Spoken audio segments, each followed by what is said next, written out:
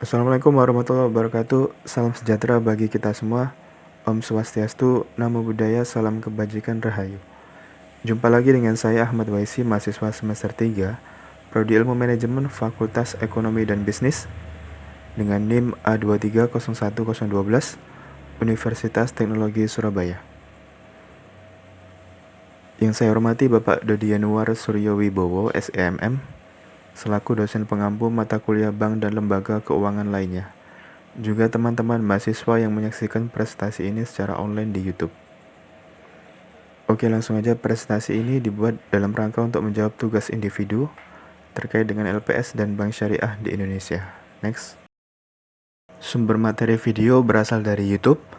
Ada 2 video. Untuk linknya bisa dilihat di kolom deskripsi. Video pertama tentang LPS cairkan klaim ribuan nasabah BPR yang izinnya dicabut OJK. Video kedua tentang perbedaan bank syariah dan bank konvensional di Indonesia. Oke, next. Pertanyaan pertama, sebutkan dan jelaskan kriteria simpanan layak bayar dari LPS kepada nasabah sebagai peserta penjaminan LPS. Lembaga penjamin simpanan (LPS) memiliki kriteria untuk menentukan apakah simpanan nasabah layak dibayar atau dijamin ketika terjadi kegagalan bank failure gitu ya. Berikut adalah kriteria simpanan layak bayar menurut LPS.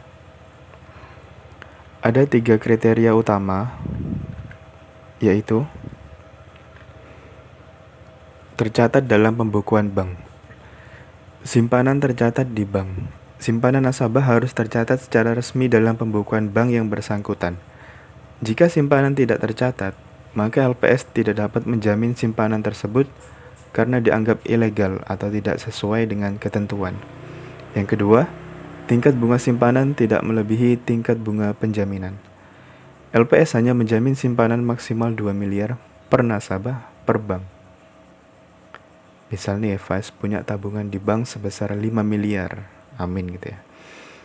Maka dana yang bisa diklaim atau yang tercover oleh LPS itu hanya sebatas 2 miliar saja.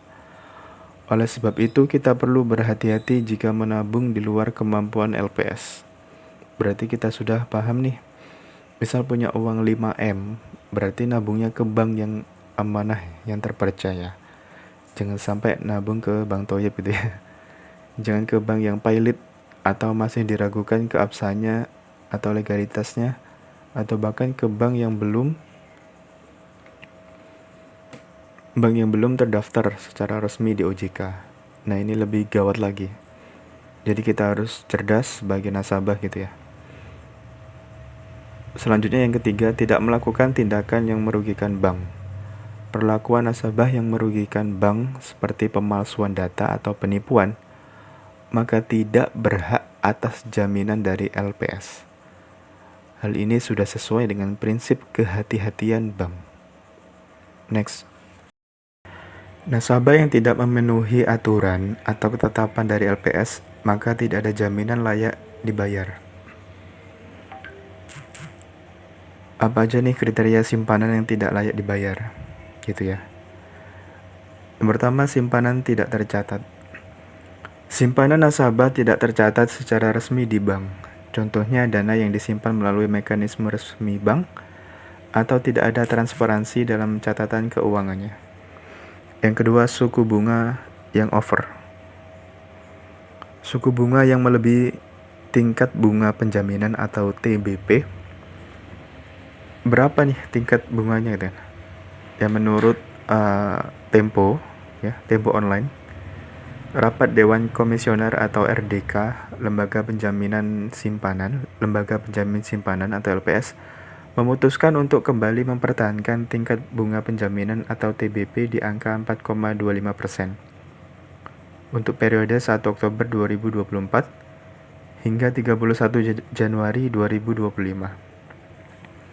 Angka tersebut sama dengan TBP pada periode Mei 2024 tahun lalu ya.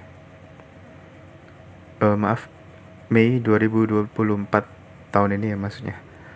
Lalu LPS juga menetapkan batas bunga untuk mencegah praktik bunga tidak wajar yang beresiko tinggi. Kemudian simpanan melebihi batas maksimal LPS. LPS hanya menjamin hingga 2M, ya, 2 miliar per nasabah per bank.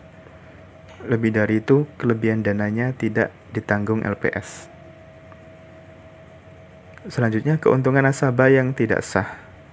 Simpanan nasabah yang terkait dengan tindakan ilegal atau melanggar aturan perbankan tidak layak dibayar. Nasabah yang melakukan tindak kecurangan untuk mendapatkan keuntungan lebih dari simpanan. Simpanan terindikasi kejahatan. Sumber simpanan berasal dari tindak kejahatan seperti hasil merampok, money laundry, atau korupsi atau tindak kejahatan lainnya. Itu tidak dapat jaminan dari LPS. Ya, betul juga ya. Ngapain kan koruptor dijamin, gitu kan? Kemudian di luar kategori produk simpanan. Jenis simpanan yang dijamin LPS adalah tabungan, deposito, giro, dan sertifikat deposito ya. Atau deposito tadi ya. Kemudian yang tidak dijamin oleh LPS adalah bentuk simpanan, surat obligasi, investasi reksadana, dan asuransi. Gitu ya. Lalu nasabah yang bermasalah. Nasabah yang merugikan bank jelas tidak dapat jaminan dari LPS. Kerugian yang dimaksud berupa tindakan yang menyebabkan bank tidak bisa memenuhi kewajiban dengan sebenarnya. LPS memiliki kewenangan untuk melakukan investigasi terhadap simpanan nasabah jika terdapat indikasi tidak memenuhi kriteria penjaminan. Nasabah yang simpanannya tidak layak dibayar akan diberi penjelasan dan proses hukum bisa dilakukan atau bisa terjadi jika terdapat pelanggaran aturan. Kriteria ini bertujuan untuk menjaga keadilan, kepercayaan publik, dan stabilitas sistem perbankan di Indonesia. Oke, next. Oke, pertanyaan ketiga. Bagaimana menurut Anda terkait berita tersebut bila dikaitkan dengan materi keempat ya? Materi keempat itu tentang LPS dan OJK. Baik,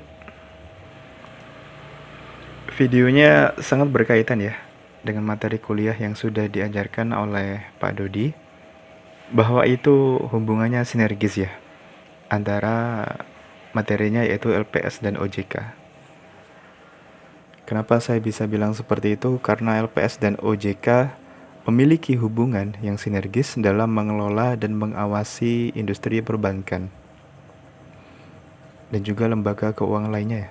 OJK berfokus pada pengaturan dan pengawasan, sedangkan LPS berfokus pada penjaminan simpanan nasabah dan penanganan bank yang gagal, failure bank. Kerjasama ini memastikan stabilitas sistem keuangan serta melindungi kepentingan masyarakat dan perekonomian secara nasional. Next. Baik, pertanyaan selanjutnya tentang bank syariah. Sebelumnya kita pahami dulu apa itu akad murabahah gitu ya. Murabahah adalah salah satu akad dalam perbankan syariah yang sering digunakan dalam transaksi pembiayaan. Akad murabahah merupakan akad jual beli di mana penjual menyebutkan harga pokok barang dan menambahkan margin keuntungan yang disepakati dengan pembeli gitu ya. Nah, ini ada beberapa mekanisme proses transaksi murabahah, yaitu yang pertama, pengajuan permohonan pembiayaan. Pembeli atau nasabah mengajukan permohonan kepada penjual, dalam hal ini bank syariah, untuk pembiayaan barang tertentu. Nasabah memberikan informasi tentang barang yang ingin dibeli, termasuk spesifikasi, harga, dan penjual atau supplier. Nah, bank melakukan analisis kelayakan nasabah, termasuk kemampuan membayar. Yang kedua, kesepakatan akad. Jika permohonan diterima, bank dan nasabah menyepakati akad murabahah. Bank menyebutkan harga pokok barang, misalnya harga dari supplier berapa gitu ya, dan menambahkan margin keuntungan tetap yang diketahui dan disetujui oleh nasabah. Margin keuntungan bersifat tetap selama jangka waktu pembayaran. Yang ketiga, pembelian barang oleh bank. Bank membeli barang dari supplier secara langsung atau melalui perwakilan. Bisa nasabah dengan izin wakalah dari bank.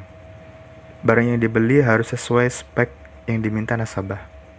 Kepemilikan barang secara hukum berpindah ke bank. Yang keempat, penjualan barang kepada nasabah.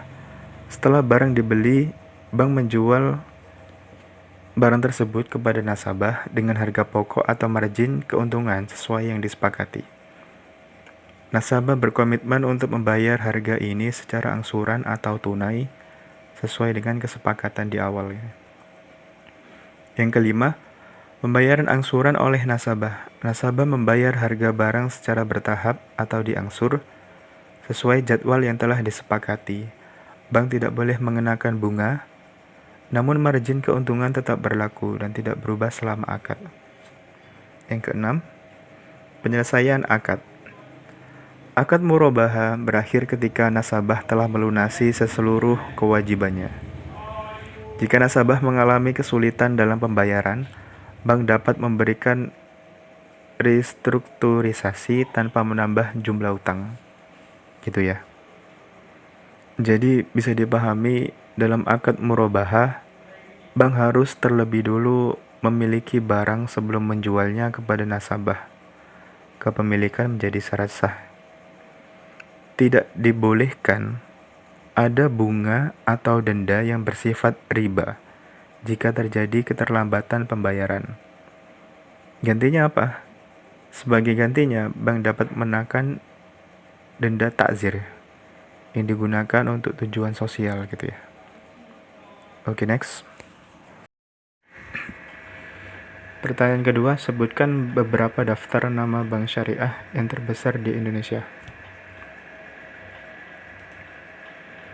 Pada Desember 2023, aset industri perbankan syariah naik sebesar 11,1% secara tahunan, year of year, menjadi 868,99 triliun rupiah.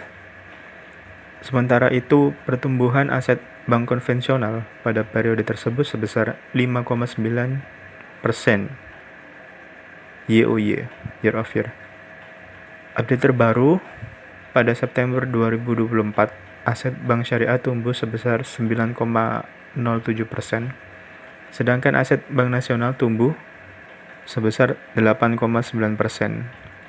Kalau kita lihat, angka-angka industri keuangan syariah ini tumbuh lebih tinggi dibanding bank nasional, kata Jokowi, sumber dari CNN Indonesia. Berikut daftar bank syariah terbesar di Indonesia, 5 besar ya. Yang pertama adalah Bank Syariah Indonesia (BSI), kemudian Bank Muamalat, kemudian Bank CIMB Niaga Syariah, lalu Bank BTN Syariah, lalu Maybank Indonesia. Oke, terima kasih sudah menonton video ini, semoga bermanfaat. Assalamualaikum warahmatullahi wabarakatuh.